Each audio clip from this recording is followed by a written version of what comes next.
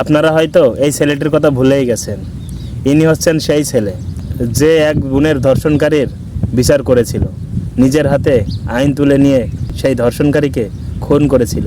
কিছুক্ষণ পরে আইনজীবীরা এসে তাকে ধরে নিয়ে যায়, কিন্তু ধরে নিয়ে যাওয়ার সময় এই ছেলেটি কিছু কথা বলেছিল যে আপনারা তো ধর্ষণকারীকে ধরতে পারবেন না, যারা ধর্ষণকারীর বিচার করতে পারবে তাদেরকেই ধরে নিয়ে যাবেন।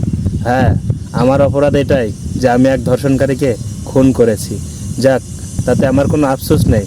আমি যদি একটা খুন করে 10টা পরিবারকে খুশি রাখতে পারি, তাহলে একটা নয় 10টা খুন করতে আমি রাজি আছি। ধন্যবাদ। আমি নিজের থেকে বিশ্বাস করি আমি কোনো অন্যায় কাজ করিনি। যেটা করছি আমার নিজের মন থেকে আমি ন্যায় কাজ করছি। একজন পশুকে হত্যা করছেন।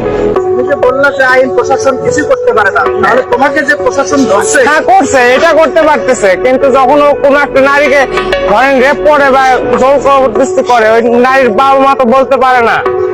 যদি বলে দেয় হচ্ছে যে তার আর বিয়ে হয় না। এই সমস্ত ভয়ের কারণে যাবো আমার হচ্ছে যে বোন টোন এইসব আশেপাশেকার লোকজন, তাদের ভবিষ্যৎ আমি কেন নষ্ট করবো? এখন তোমার ভবিষ্যৎ গেল। একটা মানুষের ভবিষ্যতের জন্য যদি আরো 100 জনের ভবিষ্যৎ বাঁচানোর জন্য আমি ভবিষ্যৎ নষ্ট করতে রাজি আছি।